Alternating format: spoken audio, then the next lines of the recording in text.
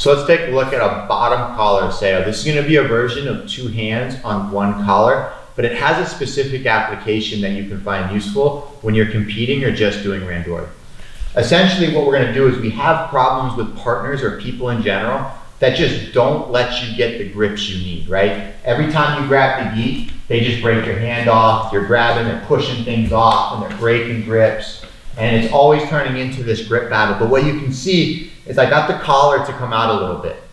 That's all you're really looking for, is this little bit of a collar. And what you want to try to do is you want to try to grab the seam of the gi. Can you lift your hand up?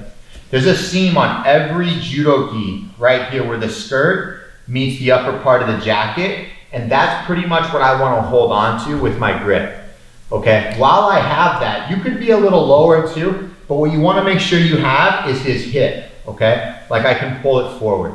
That's the important part. So once it's out, we're going to come down and I'm going to snag it so that I can pull his hip off base. And what a lot of people try to do is take this hand, grab the end of your sleeve, push it off, and then back up, and then they try to take that grip off, okay? Because that's what they've been doing this whole time. And we're going to use that to our advantage. Essentially what I'm going to do is I'm going to take a grip here, and then when he takes a grip on the end of my sleeve, it opens up the opportunity for my hand to come into the pocket here of the shoulder, where the back of my hand is actually through the gi jacket and resting on the top of his shoulder. Okay, from this angle here, no, yeah, you open up your chest, there you go, so you can head up so you can see.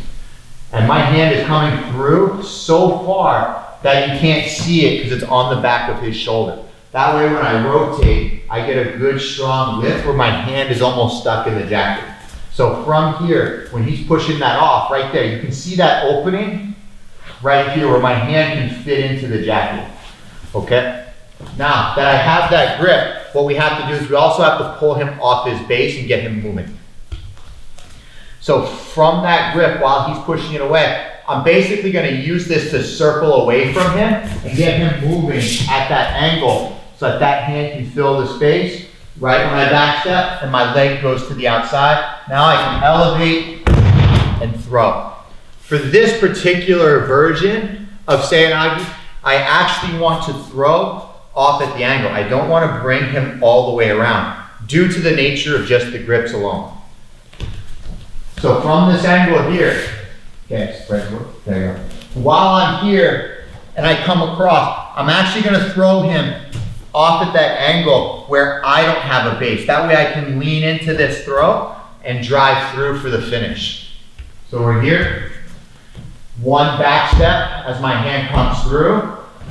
I come through, up, and then you can see right through my legs. Okay, when we finish. My leg doesn't actually take a full back step and then turning all the way through. It just pushes off enough to get a little bit of a lift, and then I can run through the throw. A lot of times when we do this throw, we actually have to drive them straight over the top because I don't have any control of this arm. They can post with it, and we're going to have to run them over eventually. So from this position here, where I have my grip here on the bottom of the gi, we start moving and pulling him, and then back step together. Moving, back step.